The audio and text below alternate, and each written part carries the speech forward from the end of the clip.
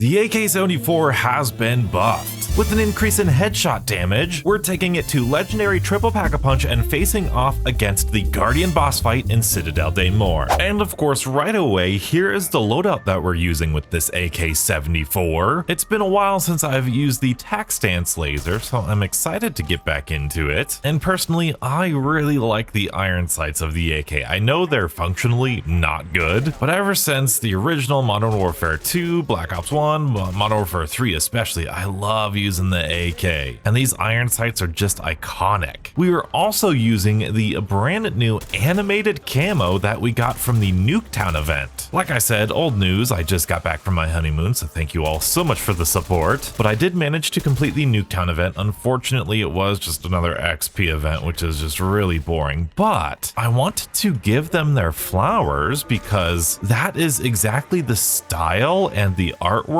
and the art direction that I would love to see more of. There is such a rich history in Call of Duty, especially in Black Ops and Modern Warfare, to be honest. There's so many legacy characters and iconic moments that you can build entire events off of those instead of relying on crossover events like Beavis and Butthead and Family Guy. Granted, I know that those still probably make a ton of money, but either way, I'm just really happy with this event. And oh, I should also mention, we've got the little, this is the pickaxe, but this is a armed and dangerous. This is a mannequin hand. Again, what a perfect skin for a weapon in the game. Using a Nuketown mannequin, it's just, I love it. But I suppose we should start opening up the map here. We are playing Citdalle Des Morts because I thought this might be a good map to test out the AK. Obviously, we really love reckoning around here, but we've been playing a little bit too much of that, if you ask me. And I did recently play all of these maps for you in one big long 3-hour video, which you guys seem to enjoy. And Citadel has really been growing on me. I know I've liked it since the beginning, always had a lot of good praise for it, but I've always held Terminus to a higher degree, but I don't know about that. So I'm playing this map a little bit more often just to see if I do in fact like this more than Terminus. Oh, I didn't. I always forget to activate the cannon. Now, in addition to this amazing Nuketown event, I did want to speak about, well, I guess the cancellation of carry forward now of Black Ops 7, because I got a lot of comments, especially when I was on my honeymoon, asking me to talk about this, to ask Treyarch or whoever to reverse it, which first of all,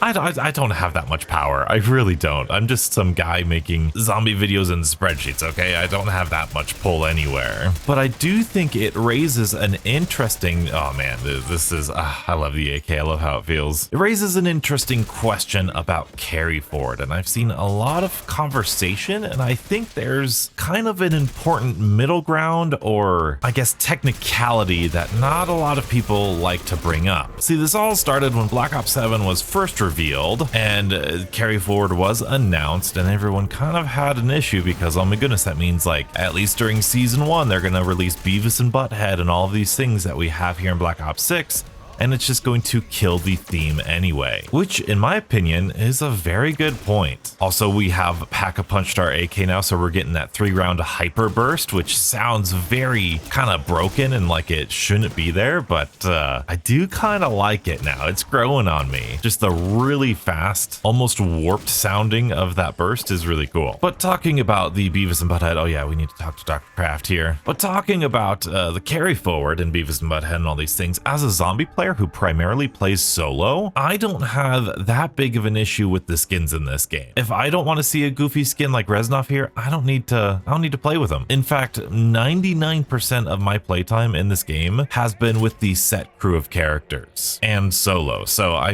really don't have an issue. But when I go and I play Grief, when I go and play my like 1 or 2 games of multiplayer every couple of months, that is when I really heavily notice all of the crazy skins, and Beavis and Butthead really does feel like a turning point. It felt like a bridge too far, because those just, and I like what Expert Fusion says about it. He's like, I don't necessarily mind wacky skins, but this one feels like you're changing the art style, and I do think that's important. Now, I know a lot of people are going to say, hey, Call of Duty doesn't have an art style, but I feel like that's not necessarily true. I mean, you're not wrong, but even still, the Beavis and Butthead just does not fit Call of Duty. And when this was happening, I said, I think the perfect solution to this is a skin toggle, and I still wholeheartedly believe that, and I will keep saying that for as long as I can, because a skin toggle lets everybody win. If you like carry forward, you want to use your old skins and weapons and all that stuff, boom, there you go, you've got it. If you don't want to see any of that, if you want to retain the military-esque or grounded, at least more grounded, art style of Call of Duty, you have that too. Now there's some complexities on what skins count as military sim, or if they just disable all of the non-default bundles, you know, it's gonna be hard to say. But what they did instead of adding that toggle switch, which a lot of us wanted, instead they just straight up canceled carry forward, which for a lot of people was a big win. It's not exactly what we asked for, but now zombie players are feeling a little bit betrayed or left out, because as zombie players, you know, what's the downside of having 100 weapons at launch for the zombie mode? Isn't that just more weapons or tools in the sandbox to use? And that's a good point. I love a big sandbox, and I did enjoy the fact that in Modern Warfare 3 we could have all of the different weapons. Some of the best weapons in Modern Warfare 3 were Modern Warfare 2 guns. And then of course there was the whole debacle of, oh my goodness, we have our operators like Ravenoff and Gray and everybody coming back for Black Ops 7. So does that mean that we're not going to be able to use any of their skins, especially the Easter egg reward skins? Now good on them, they did announce that those Easter egg reward skins will carry forward, so we don't need to worry about that. But I want to tackle a different conversation. A lot of people saying, oh my goodness, dude, this AK is nuts when it's double papped on round 11. There we go. Lots of people are saying that this is anti-consumer, that not having carry forward is in some way bad for the consumer. Now, I kind of understand where you get it, because, you know, Call of Duty, we kind of just move on to the next game, but I feel like that's a very slippery slope and kind of unfair to make those remarks, because I can't really think of any other game that allows you to fully take actual bulk content from a previous game into the next one. Now there are some examples. I think people have said, oh, I forget, maybe the Lego games I heard was an example. Little Big Planet, I think back in the day, let you carry forward stuff. But my point to that is that those are the exceptions and not the rule. Like Mass Effect, had you carry the storyline forward. But that's kind of like essential to what Mass Effect was. Here in Call of Duty, it's not like we're not gonna have Black Ops 7 weapons. Like we'll have Black Ops 7 weapons and operators. So it's not like we're going to be missing any content. We're just not getting the content that we've had this year. And, you know, fair enough, you know, that's personal preference. But I think a lot of people are missing the point that, yes, legally and technically, Black Ops 7 is a completely different game. I've seen a lot of phrasing be like, oh my goodness, so I've unlocked Nebula for these guns, I've unlocked these, I've paid for these bundles,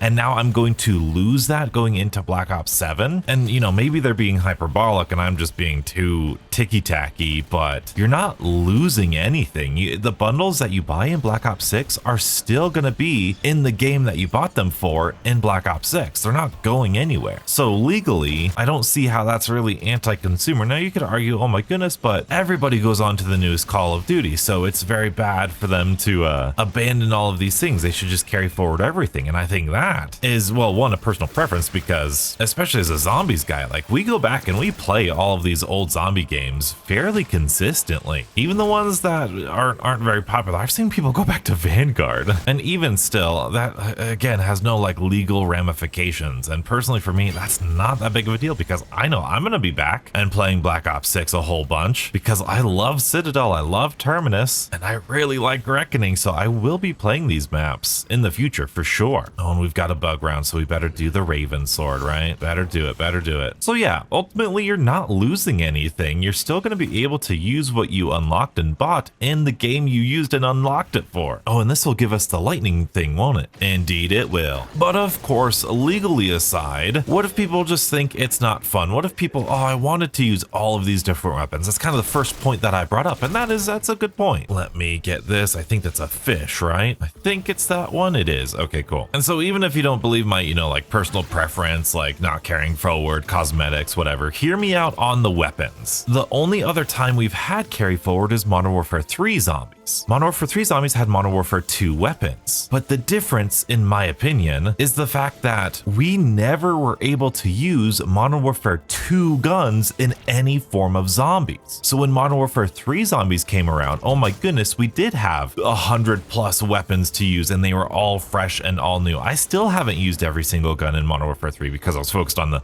Modern Warfare 3 guns first, and then I still worked a full-time job, so I couldn't do the Modern Warfare 2 guns in the same year. But here now with Black Ops 6, we've used all of these guns the whole entire year, and we know the meta, we know the attachments, we know all of these things. We know the Maelstrom, the Striders, the Olympia, all of these guns, the AS-Val are the best. So I feel like if we were to bring these into Black Ops 7, the meta would already be sort of figured out, and there wouldn't be that discovery, that sense of excitement and new, fresh feeling weapon pool in that game. And that does go a lot with the game's identity. Because we're in the dark ether for the entire game, supposedly, apparently, having futuristic and wacky guns almost makes more sense than having these Cold War era guns. Granted, that's really not a big deal because Black Ops 3 had futuristic guns with grounded maps, and so that's not really a big deal. That's, again, personal preference. So for me, I kind of understand that, like, I guess I should say I prefer the smaller scale, more focused weapon set. But to counter that, Lego Unlocked had a fantastic point when this was first being discussed. He said that he's worried, and I will 100% agree here, he's worried that some of these special weapon effects that we have in Black Ops 6, like the pack-a-punching GS-45s where it gets you the explosive stuff, the explosive sniper, the Olympia, and of course the PPSH, and just all of the fun pack-a-punch effects are going to be lost because they might have planned for carry forward and the pool of Black Ops 7 guns might not have those effects, so we might get a more dull or boring pool of weapons. Or if they do bring those effects back, then it's just repeating the same thing and not doing anything new, which goes with the further criticism that there's the potential that they could re-release the Olympia and the PPSH and all of these guns from Black Ops 6 as DLC content in Black Ops 7, and thus the recycled content argument is back, and that's also a really good point. And that's kind of where I'm at with the carry forward. There are a lot of good points on either end. On one hand, having all of the weapons would be really fun, like it was back in Modern Warfare 3. On the other hand, having the box have all of those weapons, 100+ weapons, I mean, the box is already pretty useless right now. That would make it even more useless, which is not great. On one hand, it'd be fun to use all of the weapons and cosmetics from this game into the next one. It'd be pretty interesting, sort of making that feel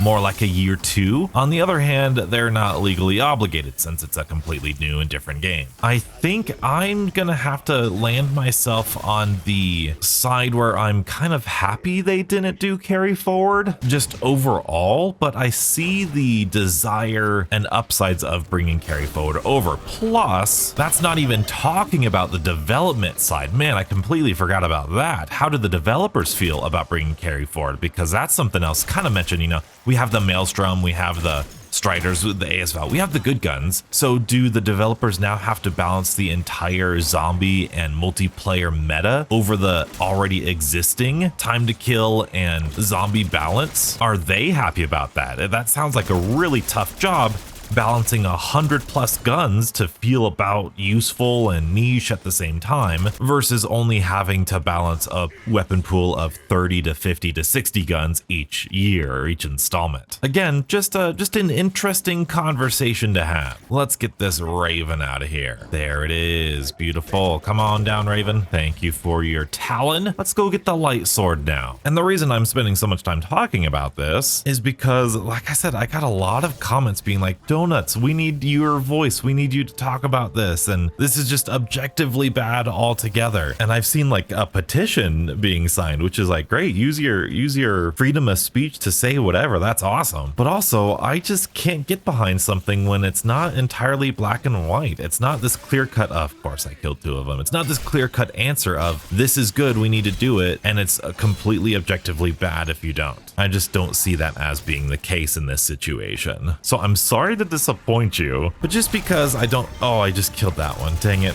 But just because I might not completely agree with carry forward in this context doesn't mean that I don't see the dangerous downsides of not having carry forward, like the reused assets thing. But I suppose we should probably talk about what this video is about, the AK-74. It's always hard to talk about a gun here on Citadel because I feel like most of the time we just use our swords anyway. But yes, the AK-74 was buffed. It got a slight increase in headshot damage, at least I think so. We'll see once we triple pack a punch it and check my DPS spreadsheet. But the AK, if you didn't know, was already like a sleeper assault rifle for Black Ops 6. One of the best. I think it was a top 3 assault rifle if I'm remembering correctly. And so to get this buffed even further, like, oh, that just gets me excited. Plus, like I said at the beginning, I love the AK. But that is the final sword. We just have one more incantation. That's the Raven incantation. So I'm gonna flip the round and we'll head on down there. And on the way, we'll take a look at our traps that we need to do. That would be 8. This one is always hard for me to find. That would be 4. So 8.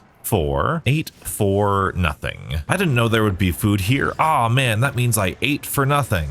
There goes the Raven incantation. Wonderful, open that up. Now let's go take a look at all the traps that we've got to do. Oh, Amalgam, hello. This is nothing, so that's the last one we've got to do, or second to last one. This is 4, so that's the second one we need to do. Hopefully we get 8 over on this side. Would be really nice if we were to do it all out here. Come on. No, bummer. And there we are. Okay, we've got 8 here. Let's take care of this amalgam while we have the extra power of the trap. Easy enough. Oh, don't get that nuke. Oh, let's save some zombies and head back down to the town area. We've got number 4, I4, and we got a bug round. But of course, by the time you're watching this video, there is a ton of Black Ops 7 information being released this week. This is Zombies week, and personally, I'm kind of having a blast with it. I'm doing this today. I'm recording on Wednesday. So as I'm recording this, I just got the tweet that they released the map logo. I need to do this trap. They released the map logo of Ashes of the Damned, which is just such a great title for the map. Oh, it's so good. Here's the logo if you haven't seen it yet. I know a lot of people have been kind of upset or disappointed with how they're doing the marketing. Specifically I feel like we're nickel and diming Treyarch at this point. They said week of zombies, and then they started with one little teaser Sunday, then like 5 or 4 teasers on Monday, which was a lot more than I thought they were gonna do. And then we got the intro cutscene on Tuesday. Today we have the teaser, or the image, dark, light, lightning, dark, light, lightning, dark, light, lightning, dark, light, lightning, fire. I still love this step. This is one of my favorite steps in Black Ops 6. But yeah, I don't know. I'm kind of nervous. I'm always nervous to like record during these events or these info weeks because I'm like, am I going to miss something right away? But I have a sneaking suspicion that they're only going to do the logo today because I've seen that people are doing their Battlefield 6 content stuff. I don't know. They're releasing stuff about Battlefield 6 today, so I don't know if they want any crossover. I'm sure they plan those things out, look at marketing schedules and everything, just so everyone can have their time. So I don't know. I've been so wrong so many times before. I have no idea. Like I said, I know a lot of people have been kind of disappointed. They want more like actual information, which, like, I mean, yes and no. Obviously we're excited. We want the most information as we possibly can, but at the same time, we were basically begging all of Black Ops 6 for them to be more cryptic and not just tell us everything off the bat. So I don't know. Oh boy, that's so close. I need some armor. Oh, Doppelgast. Let's get the orb going here. Let's do some blocks here. In fact, I'm just gonna do that right away. We'll just get that going. Maybe someone will drop me some armor. Nice. Oh, and that was it for this one. Nice. Thank you, Orb. That was so nice. And now we've got all these zombies. I'm gonna triple pack a punch the AK. Super close to getting this fully upgraded. Let's get this fire incantation. And I'm gonna switch out my sword for the lightning sword. But yeah, so I'm just, I don't know about marketing. I feel like they've been doing a decent job of giving us the kind of theme and atmosphere here. They're giving us a taste and a feel for what the game's gonna be. Let's do that. And that's kind of what teasers are supposed to be, like they're teasing stuff. A lot of people are saying that, like, oh my goodness, we know what the map looks like, so these teasers aren't really effective, and I kind of understand that. If you're thinking like, oh, these teasers are supposed to show us what the map is supposed to look like, I don't think that's the case. I think these maps are supposed to, or these teasers are supposed to show us what the game is gonna feel like. And that's what I'm most excited about, because hearing these radios of all of these different people being drawn into the dark ether all across the world, all across time. And one of my favorite things is really Takio being, oh, I forgot the orb, dang it. One of my favorite things is Takio being from 1541 feudal Japan. That is just such a great genius move on their mark. That's totally utilizing the Dark Ether play space in a way that's unique to the Dark Ether storyline, but also makes sense for our cast of characters, our OG crew, the Tempest crew, I think we're calling it. And the fact that all of those characters are from different time periods and different multiverses. You know, Richtofen is from a multiverse where the Nazis won World War II, if I'm allowed to say that on YouTube. That's some like Wolfenstein stuff. That's some stuff that we wanted to see back in Vanguard Zombies when they got crazy, or just Vanguard in general when they started getting wacky with all their maps and weapons and futuristic stuff. So that Wolfenstein feel kind of is there with this new Richtofen. Then you've got obviously Dempsey from Vietnam, makes sense, but more importantly, you have Nikolai from the 80s era of Russia / the Soviet Union. I think that's interesting